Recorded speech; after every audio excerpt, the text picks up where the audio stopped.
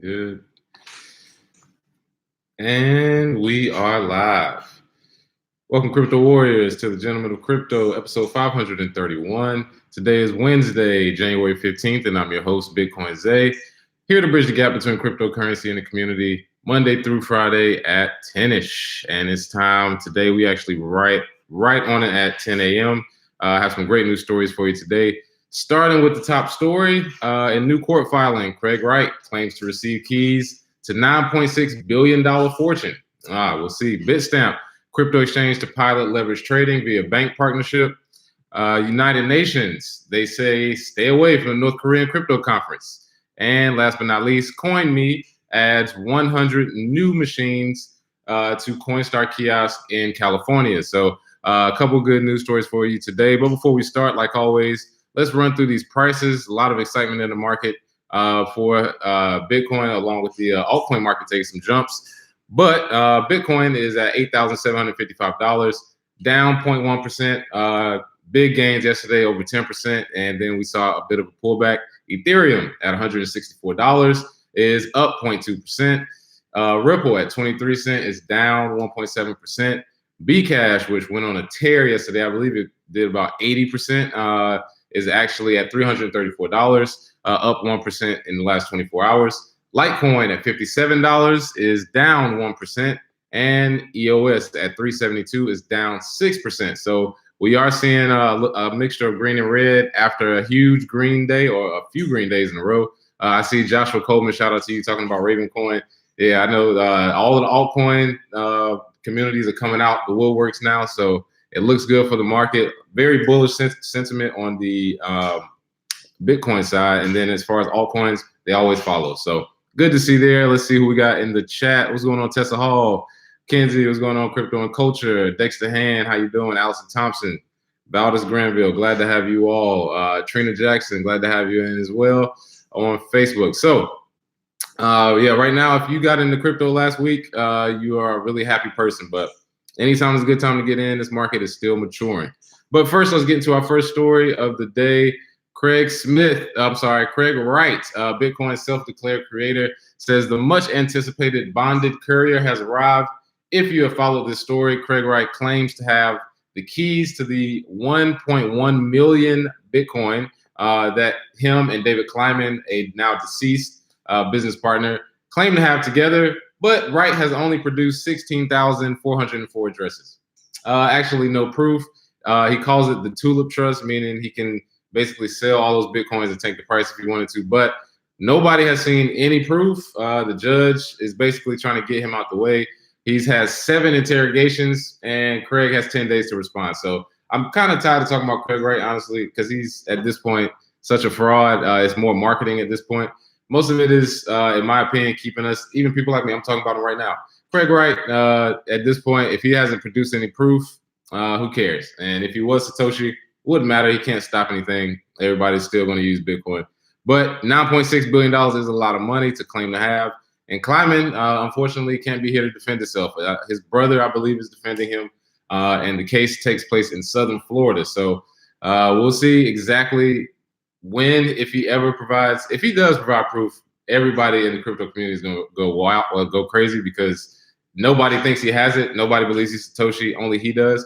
But I'm pretty sure he doesn't have anything. So let's see who else we got in the chat. A few more people coming in. Mr. Prince. Also, the company Foins of FoPay is a big scam. As to now, we did not get our coins or money from them. Please help me to stop scams worldwide. Yes, I'll mention that real quick. That was one story I was going to get into. I read through it earlier. Foins, if you don't know, they had an opening price of, I think, like $400. They went all the way up to about almost $3,000 per coin. And they basically didn't allow anybody to, they said they were buying an exchange, and then they didn't let anybody move their coins. They said you couldn't sell. So then it went from like almost $3,000 a coin down to, I think, $4 a coin, which is over 99% drop. It's one of the worst drops in crypto history. So if you haven't heard of Foins, yes, this is an example of scam coins, ICO market. It was starting to get less and less, but they do exist, people. So just stay vigilant out there. Thank you, Mr. Prince, for bringing that up. So moving forward to our second story of the day, Bitstamp. They are a crypto exchange very widely used in Europe.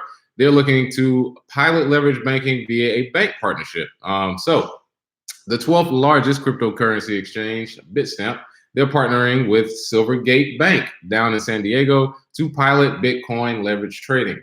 The announcement on January 14th says that they will serve as the partner using the bank's Silvergate Exchange network. So this is a pilot. So of course this isn't fully out there. They just want to see if it works. But Silvergate, they've been in the news a lot because they've had a lot of companies join their bank simply because they're blockchain friendly.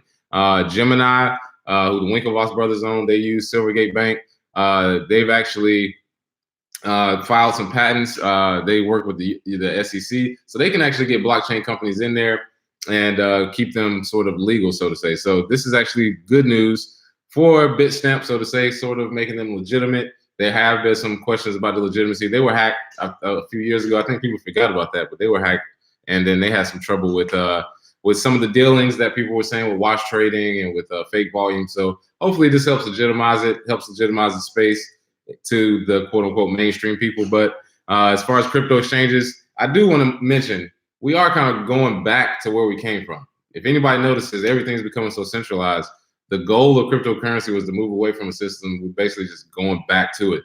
I don't know if anybody else noticed it, but this partnership is good because you want the money to flow in, but hopefully that mindset stays in there. So let's see. Ryan Cooper, what's going on? Madam Crypto, good to see you. What's up, fellow warriors? Mr. Prince, appreciate you. Yep. I heard about that scam. I spend a lot of time telling people about cryptocurrency. So one of the biggest aspects is telling them about scams. Shout out to Informative Services in Chicago at the Global Wealth Summit last year. I did an entire presentation on scams to show people, look, you got to stop buying these coins or listening to people who don't know what's going on. So Gervais Wright, what's going on? Small black-owned bank should get into crypto. Trust me, I have contacted a few. I think I was too early. Mechanics and farmers. One was it? I forget. It's an online bank though, but it's out here. It's based out here in LA. I contacted them a long time ago, probably 3 years ago. But I may try again. Some small banks should get into it. Really, credit unions because they can vote on it. So let's see. Let's get into our third story. One of the funniest stories, in my opinion, simply because this should be a no-brainer. United Nations says stay away from North Korean crypto conference. If I was you, I would stay away from North Korea, period. But the United Nations has issued a warning that attending a North Korean crypto conference in February is likely to constitute a sanctions violation. This report is by Reuters.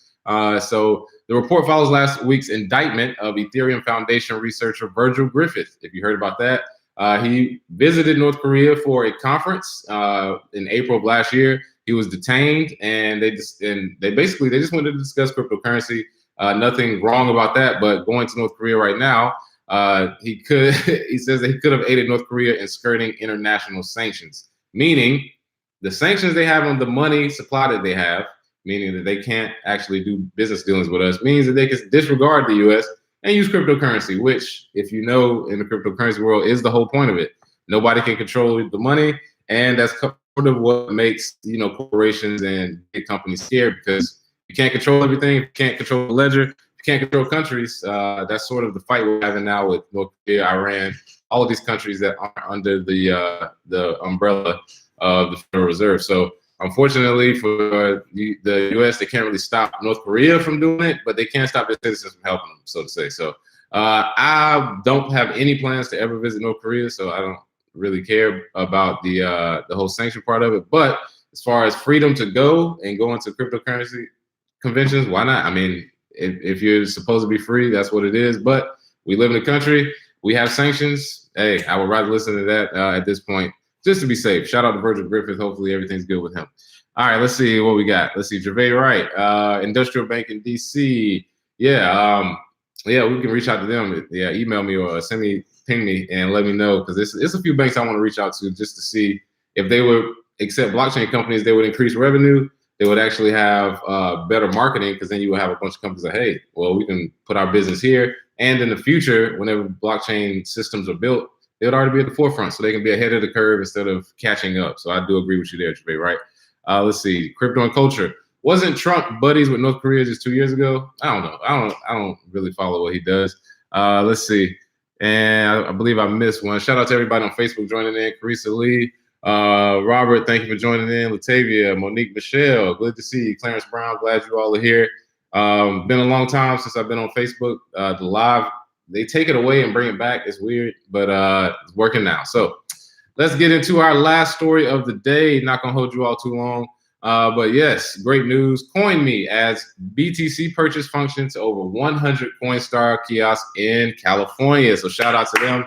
We'll give them a good hand clap. I actually talked to one of the people who works at CoinMe.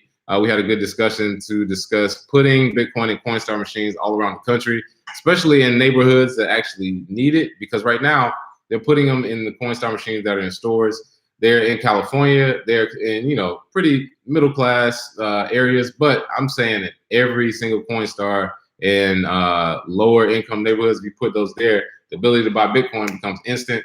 And since they have lower fees than a lot of different places, that would be good for the community. So with over 21,000 kiosks in the US, Coinstar has come up with a popular automated service for those who want to turn your coins, just extra change in the couch, in your pocket, in your car seat, put it in there, turn it to cash. Now you can turn those coins into Bitcoin.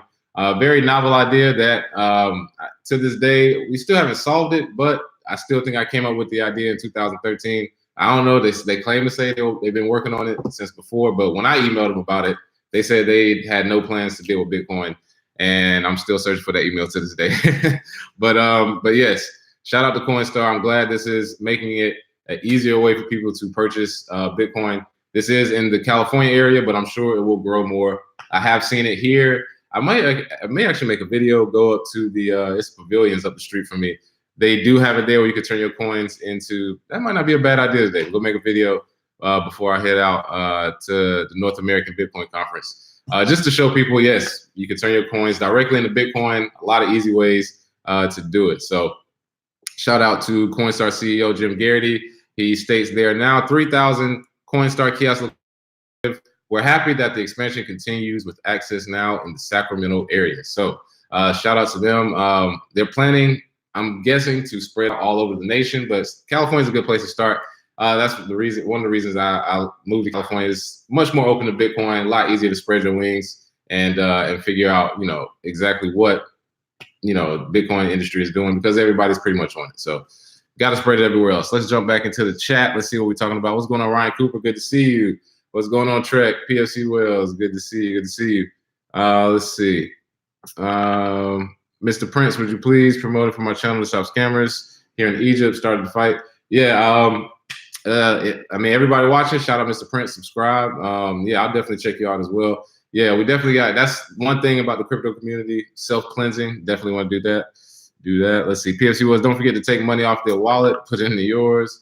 Yes. And yes, let me see. A few more comments. I think we got a few more people on Facebook, but that is all the news I have for you all today. Just want to make sure we get people in the Telegram group, Metronome. Join us there for more questions. Be doing the meetup on Friday at the Miami Blockchain Center. First meetup of the year. Bitcoin in Black America is available at bitcoinandblackamerica.com.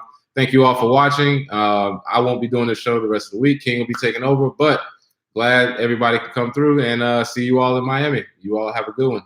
Cheers.